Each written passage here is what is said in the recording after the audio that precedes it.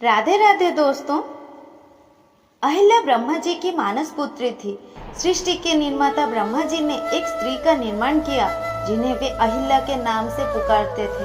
अहिल्या अत्यंत रूपवान थी तथा उन्हें यह वरदान प्राप्त था कि उनका यौवन सदा बना रहेगा।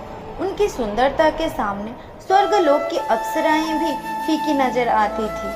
अहिल्या की सुंदरता के कारण सभी देवता उन्हें पाने की इच्छा रखते थे। दोस्तों, आज के हमारी इस वीडियो में हम देवी अहिल्या के बारे में जानेंगे। चलिए दोस्तों, वीडियो में आगे बढ़ते हैं। ब्रह्मा जी ने अहिल्या की शादी के लिए एक परीक्षा का आयोजन किया जिसके विजेता से वह अहिल्या की शादी रचना चाहते थे। सभी देवताओं को निमंत्रण दिया गया। सभी देवता उस परीक्षा के लिए उपस्थित हुए। महर्षि गौतम ने यह परीक्षा उत्तीर्ण की। इसी कारण अहिल्या का विवाह विधि पूर्वक महर्षि गौतम के साथ हुआ। इंद्रदेव अहिल्या की सुंदरता पर अत्यधिक मोहित हुए। एक दिन इच्छा के वशीभूत इंद्रदेव पृथ्वी लोक में अहिल्या से मिलने चले आए। महर्षि गौतम के रहते इंद्रदेव कोई दुस्साहस न कर सके।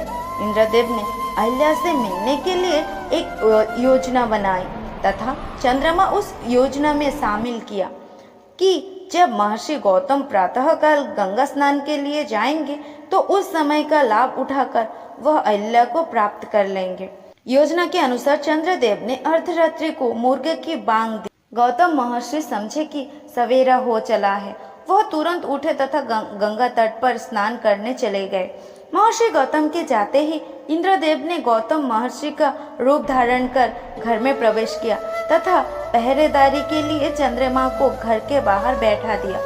ऋषि गौतम जब गंगा तट पर पहुंचे तो उन्हें अलग ही आभास हुआ तथा उनके मन में संदेह भी उत्पन्न हुआ। तब गंगा मैया ने प्रकट होकर महर्षि को बतलाया कि यह सब इंद्रदेव का गुना जाल है। अहिल्या की सुंदरता से मोहित होकर कुकृत्य की भावना से इंद्र पृथ्वी लोक पर आए हैं। यह सुनकर क्रोधित महर्षि गौतम तेजी से अपनी कुटिया की तरफ आए। जब उन्होंने कुटिया के बाहर चंद्रमा को बैठे देखा तो गुस्से में महर्षि गौतम ने चंद्रमा को श्राप दे दिया कि राहु की कुदृष्टि तुम पर सदा बनी रहेगी। इसी श्राप के कारण चंद्रमा को ग्रहण लगता है। गुस्से से लाल पीले महर्षि गौतम ने अपने कमंडलू से चंद्रमा पर प्रहार किया। इसी कारण चंद्रमा में दाग है। इंद्रदेव को महर्षि गौतम के आने का आभास होते ही वह वहां से भागने लगे। महर्षि गौतम ने इंद्र को श्राप दिया तथा पृथ्वी लोक में पूजा न होने की बात कही। वहां से भागते समय इंद्रदेव ने अपने असली रूप में आ गए। अहिल्या की कोई गलती नहीं थी। उनके साथ तो इंद्रदेव ने छल किया था, परंतु क्रोध के आवेश में महर्षि गौतम ने अहिल्या को अनंत काल तक शिला का रूप धारण करने का श्राप दे दिया। परंतु जब महर्षि गौतम का गुस्सा शांत हुआ तब उन्हें आभास हुआ कि इस सारे प्रकरण में अहिल्या की तो कोई गलती नहीं थी।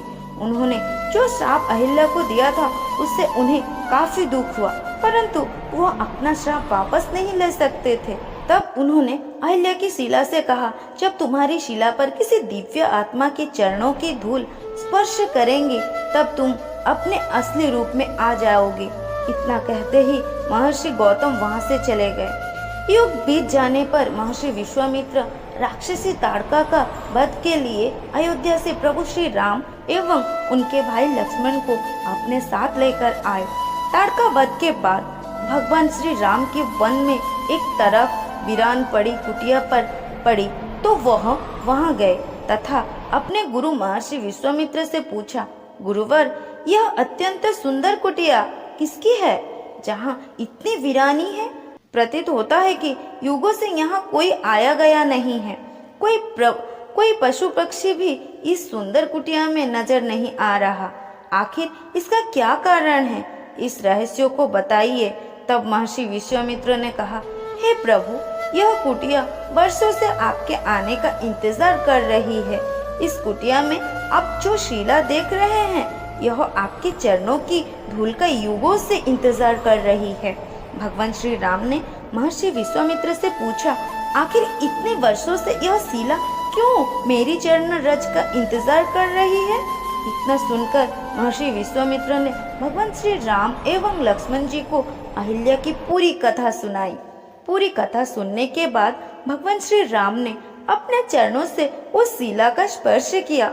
चरणों के स्पर्श से शिला अहिल्या के रूप में परिवर्तित हो गई।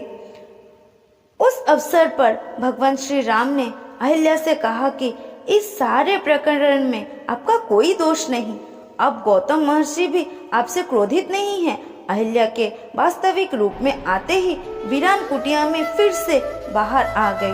पक्षी चहचहाने लगे। इस प्रकार भगवान श्री राम ने देवी अहिल्या का उद्धार किया। सभी योगी जन इसी राम नाम का जाप करते हुए परम सत्य को पाने के लिए प्रयासरत करते रहते हैं। राम नाम रहस्यपूर्ण व गूढ़ होने पर भी मधुर, मनमोहक व कल्याणकारी है। दोस्तों, ऐसे रहस्यपूर्ण और अनोखे पौराणिक कथाओं के बारे में जानने के लिए हमारे चैनल को सब्सक्राइब करिए। फिर मिलते हैं दोस्तों अगले वीडियो में। राधे राधे।